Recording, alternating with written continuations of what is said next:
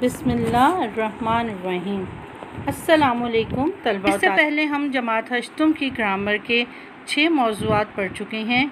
आज हम 7वां मौज़ू पढ़ेंगे जो है मुहावरात, उनके मानी और जुमले। आपके लिए लाजिम है कि पढ़ाए गए हर मौज़ू को समझें, उसकी मश्क करें और बार बार उसको दोहराएं ताकि आप उनसे अच्छी तरह आगाह हो सकें। उनकी तारीफ़ और मिसालें याद करें ताकि पर्चे में आप लोगों को किसी भी किस्म के सवाल का जवाब देने में कोई मुश्किल ना हो। तो आज हम आते हैं अपने 7वें मौज़ू की तरफ, जो कि आपकी उर्दू कवायद व इंशा टेक्स्ट बुक से लिया गया है। और आज का जो हमारा यूनिट है वो है 7। हमारा मौज़ू है मुहावरात, मानी और उनके जुमले। दस्तयाब ज़राए हैं आपका ब्रेकअप, जो इसमें के एप्सेक्स की तरफ से आपको ये मुंतखब करदा मुहावरात दिए गए हैं। ये आपको आपकी किताब में से भी मिल जाएंगे। तो आज का जो सबक है वो है उसका तारुफ़ आपको मैं करवाती चलूँ। इस्लाह इल्म बयां में उस कलमा या कलाम को मुहावरा कहते हैं जो अहले ज़ुबान के असलूब के मुताबिक हो। तो किसे कहते हैं मुहावरा? जो कि अहले ज़ुबान के असलूब के मुताबिक हो। और इसके अलावा आप यूँ समझ सकते हैं कि अपने हकीकी मानी में नहीं बल्कि वो मजाजी मानी में इस्तेमाल हो।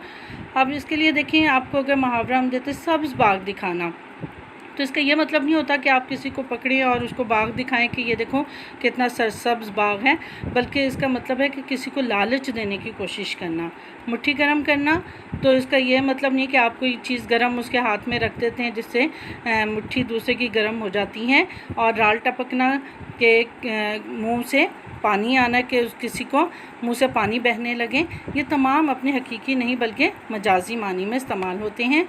तो हमारा आज का जो पहला मुहावरा है वो है आस्तीन का सांप होना। इसका मफ़हूम है दोस्त नुमा दुश्मन, यानी कि जिसे आप समझें तो अपना दोस्त लेकिन हकीकत में आपका दुश्मन हो। इसका आप जुमला बना सकते हैं, अली पर मैंने बहुत एतमाद किया मगर वो आस्तीन का सांप साबित हुआ। दूसरा मुहावरा है राल टपकना, मुंह में पानी भर आना। अंगूर देखकर लोमड़ी की राल टपक पड़ी। तो आपने असल मुहावरे को जुमले में इस्तेमाल करना है, उसके मफ़हूम को इस्तेमाल नहीं करना।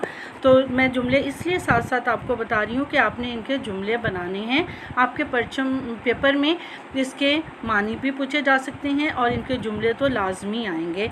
तो ये जो 2 मुहावरात अभी मैंने आपको बताए, आस्तीन का सांप होना और राल टपकना, इनके मानी और मफ़हूम मैंने आपको ये सामने हैं आपके। और आपने अपनी तरफ से कोई जुमला बना लें, या जैसे कि मैंने मिसाली तौर पे आपको बना के दिए हैं कि मैंने अपने दोस्त पर बहुत एतमाद किया लेकिन वो आस्तीन का सांप निकला।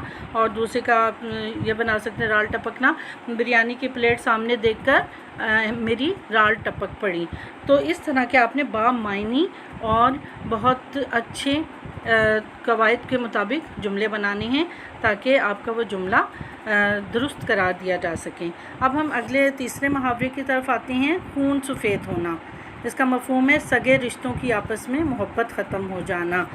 तो आजकल दौलत की लालच में सगे रिश्तों का खून सफ़ेद हो गया है। चिकनी चुपड़ी बातें करना, मीठी मीठी बातें करना किसी को नुकसान पहुंचाने के लिए, किसी को लालच में लाने के लिए। तो इसका आप जुमला बना सकते हैं, अली ने असलम की चिकनी चुपड़ी बातों में आकर अपना बड़ा नुकसान करवाया। यानी किसी की मीठी मीठी बातों में आके तो अपना नुकसान करवा देना। और मुहावरा खून सफ़ेद होना, इनके जो खूनी रिश्ते जिस तरह बहन भाई होते हैं, चचा चची होते हैं, इन सब का जो जिन्हें खून के रिश्ते कहते हैं, उनकी जब आपस में मोहब्बत ख़त्म हो जाए तो हम कहते हैं खून सफ़ेद होना। आजकल दौलत की लालच ने सगे रिश्तों का खून सफ़ेद कर दिया है। इस तरह का कोई भी बामायनी जुमला आप बासानी इसका बना सकते हैं। इस तरह आपने हर मुहावरे का बामायनी जुमला बनाना है। अच्छा, अब हम आते हैं अगले 5वें मुहावरे की तरफ, रफू चक्कर होना, यानी भाग जाना, फ़रार हो जाना। इसका आप जुमला बना सकते हैं, पुलिस को आता देखकर चोर फ़ौरन रफू चक्कर हो गया। जब भी काम की बारी आती है अली तो फ़ौरन रफू चक्कर हो जाता है। ज़ख्मों पर नमक छिड़कना, इसका मफ़हूम है दुख हरा करना, यानी किसी को पुराने उसका दुख याद दिलाना। तो जिसका जुमला आप यूँ बना सकते हैं, तुम अगर मेरी मदद नहीं कर सकते तो कम अज़ कम मेरे ज़ख्मों पर नमक भी ना छिड़को, यानी कि मेरे ज़ख्मों को हरा भी ना करो, मेरे ज़ख्मों को मज़ीद बढ़ाओ ना। अगर तुम मेरा दुख बांट नहीं सकते तो अगर तुम मेरी मदद नहीं कर सकते तो कम अज़ कम मेरे ज़ख्मों पर नमक भी ना छिड़को। अगला मुहावरा है गुल खिलाना, कोई अनोखा काम करना, कोई हट के काम करना। यह आमतौर पे मनफी मानी में इस्तेमाल होता है, जिस तरह हम इसको कहें कि ये लड़की तो अभी से इतनी बदज़ुबान है, आगे जाके पता नहीं क्या गुल खिलाएगी। या हम यूँ बना लें कि ये लड़का अभी से इतना बदतमीज़ है, ना जाने आगे क्या गुल खिलाएगा। खातिर में ना लाना, किसी को अहमियत ना देना। ज़ारा एक मगरूर लड़की है, किसी को खातिर में नहीं लाती, यानी अपने सिवा किसी को अहमियत नहीं देती। तो आप इसी तरह इनके अच्छे अच्छे बामायनी जुमले बना सकते हैं कि खातिर में ना लाना का एक और भी बना सकते हैं, जब से अली को दौलत मिली है वो तो किसी को खातिर में ही नहीं लाता। ठीक है, जुमले का मैं बार बार इसलिए कह रही हूँ कि वो बामायनी होना चाहिए, क्योंकि आपको नंबर जुमले ही के मिलेंगे। अब अगला है 9वां जुमला, अक्ल पर पर्दा पड़ना, अच्छे बुरे की तमीज़ भूल जाना। आमना की तो अक्ल पर पर्दा पड़ गया है, वो अच्छे बुरे की तमीज़ भूल गई है। या दौलत की लालच ने अली की अक्ल पे पर्दा डाल दिया है, वो किसी की भी परवाह नहीं करता। आखिरी मुहावरा है ईंट का जवाब पत्थर से देना, यानी भरपूर जवाब देना। पाक फ़ौज ने बुज़दिल दुश्मन की ईंट का जवाब पत्थर से दिया। ठीक है तलबा तलबात, ये आपके 10 मुहावरात हैं, उनका मफ़हूम आपके सामने है।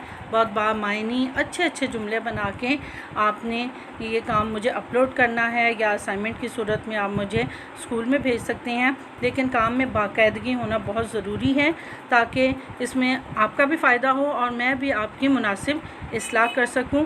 काम से लापरवाही नहीं बरतनी।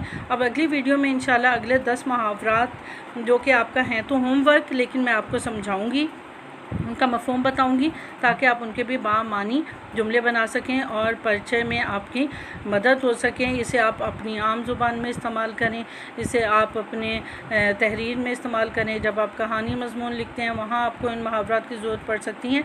और मुहावरात का फ़ायदा ये होता है कि हम बहुत बड़ी बात को बहुत कम लफ्ज़ों में बयान कर देते हैं। तो तलबा तलबात आपने अपना ख्याल रखना है।